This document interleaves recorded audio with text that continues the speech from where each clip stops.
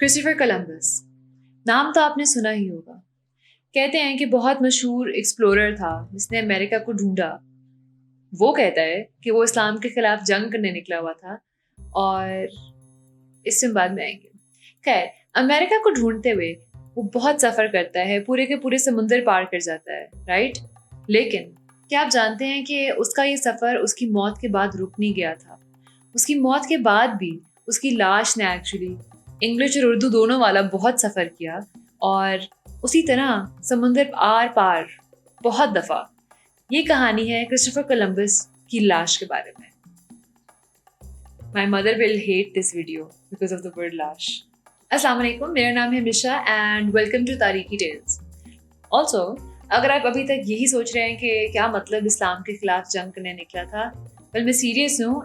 Actually बहुत ज़्यादा documents इस चीज़ के ऊपर, उसकी अपनी लिखाई है और आप ये सारी इन्फॉर्मेशन हासिल कर सकते हैं इस ऊपर लिंक की हुई वीडियो के अंदर। ओके, तो हम वापस आते हैं अपनी कहानी के ऊपर। अब सन 1504 के अंदर क्रिस्टोफर कोलंबस अपने चौथे और आखिरी सफ़र से अमेरिका से वापस आ चुका होता है, ठीक है। और इस टाइम तक वो काफ़ी बूढ़ा हो चुका होता है और काफ़ी बीमार भी। उसको बहुत बुरा आर्थराइटिस हो चुका होता है, उसको बुखार भी होता है एक्चुअली जब वो पहुंचता है वापस। एंड कुछ अरसे बाद ही, 2 सालों बाद बेसिकली, उसकी मौत वाक़या हो जाती है। उस वक़्त वो मौजूद होता है वाइडलेड, स्पेन के अंदर, और वहीं उसको दफना दिया जाता है। लेकिन 3 सालों बाद उसकी डेड बॉडी को वहाँ से निकाला जाता है और मूव किया जाता है ला कार्टूजा तक, जो कि एक रिवर आइलैंड होता है स्पेन के एक शहर सेविल के करीब। लेकिन ये उसकी लाश के सफ़र का सिर्फ शुरुआत है।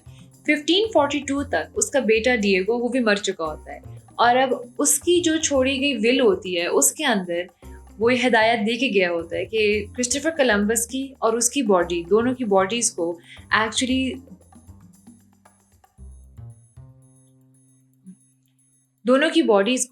कैरेबियन में दफनाया जाए, जो कि समंदर पार अमेरिका के अंदर होता है, जिसको उस वक्त वो न्यू वर्ल्ड कहते होते हैं, ठीक है। उन दोनों की बॉडीज को एक्चुअली वो लोग निकालते हैं और उनको मूव करते हैं सैंटो डोमिनिगो में, जो कि आजकल डोमिनिकन रिपब्लिक के अंदर आता है। वहाँ उसको एक कैथीड्रल के अंदर दफनाया जाता है। लेकिन अभी भी कहानी बाकी है।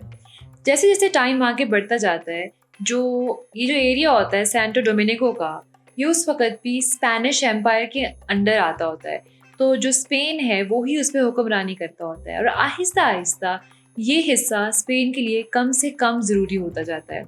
और फाइनली 1700s के बिल्कुल एंड पे आके ये एरिया और एरियाज जो हैं वो स्पेन को देने पड़ जाते हैं फ्रांस को, एक पीस ट्रीटी के तहत। लेकिन अब स्पेनिश ये नहीं चाहते कि क्रिस्टोफर कोलंबस की जो डेड बॉडी है वो फ्रेंच लोगों के हाथ में लगे। वो चाहते हैं कि ये एक ट्रेजर है और इसको हम अपने पास रखें। तो फिर से इसकी बॉडी को वहाँ से निकाला जाता है और वक्ती तौर पे मूव किया जाता है क्यूबा में। उसके बेटे को भी निकाल देते साथ। अब उस वक्त क्यूबा भी स्पेनिश एम्पायर के अंदर ही आता था, ठीक है। लेकिन उसके करीबन 100 साल बाद एक टाइम आता है जब स्पेन और उस वक्त का जो यूनाइटेड स्टेट्स है वो एक्चुअली जंग पे जा रहा होता है। तो अब फिर से स्पेन को डर होता है कि अगर अमेरिका जीत गया और उन्होंने ये क्यूबा का आइलैंड ले लिया तो फिर से क्रिस्टोफर कोलंबस की जो बॉडी है वो उनके हाथ लग जाएगी। तो वो एक दफ़ा फिर उसकी बॉडी को वहाँ से निकालते हैं, उसकी और उसके बेटे की बॉडी को, और वो वापस उसको मूव करते हैं अक्रॉस द एंटायर ओशन वापस सेविल, स्पेन। तो अब लोगों को लगता है कि हाँ ठीक है, फाइनली क्रिस्टोफर कोलंबस की ये अब आखिरी आरामगाह बन चुकी है और यही दफनाया गया है। और बस वहाँ पे वो एक बहुत बड़ा मकबरा भी खड़ा करते हैं क्रिस्टोफर कोलंबस के एजाज में। लेकिन कहानी में एक ट्विस्ट आता है अराउंड 1877। अगर आपको याद हो तो सैंटो डोमिनिगो में से उन्होंने उनकी डेड बॉडीज निकाली थी अराउंड 1795 में। अब क्यूबा मूव हो चुकी है, राइट। क्यूबा मूव होने के कोई तकरीबन 100 साल बाद 1877 में सैंटो डोमिनिगो में कुछ लोग जो हैं, कुछ वर्कर्स जो हैं, उनको एक ताबूत मिलता है लकड़ी का और उसके ऊपर लिखा होता है क्रिस्टोफर कोलंबस का नाम, क्रिस्टोफर कोलन। तो जब ये ताबूत मिलता है इसके बाद एकदम से एक डिबेट सी छिड़ जाती है कि भाई क्रिस्टोफर कोलंबस की बॉडी असल में है कहाँ। क्या वो वापस सेविल, स्पेन जा चुकी है या वो अभी तक सैंटो डोमिनिगो में ही है।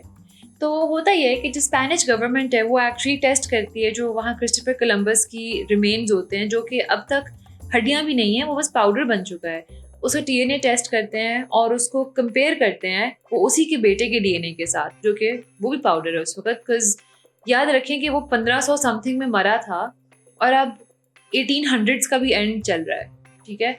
तो वो लोग कहते हैं कि जिन्होंने टेस्ट करते हैं वो कहते हैं कि हाँ जी बिल्कुल ठीक मैच है और ये क्रिस्टोफर कोलंबस इधर ही है, सिविल में, स्पेन में। जो डोमिनिकन रिपब्लिक के लोग होते हैं वो कहते हैं कि हम इस टेस्ट को कोई नहीं मानते, ठीक है, करते रहें टेस्ट अपने घर, और हमारे पास जो बोन्स हैं वही असल हैं और हमें टेस्ट भी नहीं कराना। तो अब आजकल है ये सीन कि स्पेन में भी एक मकबरा है और डोमिनिकन रिपब्लिक में भी क्रिस्टोफर कोलंबस का एक मकबरा है। बेसिकली दोनों साइड ऑफ द अटलांटिक पे क्रिस्टोफर कोलंबस का एक एक मकबरा है। आपके ख्याल में असली वाला कौन सा है? Let me know in the comments below और शेयर, सब्सक्राइब एंड लाइक ज़रूर कीजिएगा। सी यू नेक्स्ट टाइम।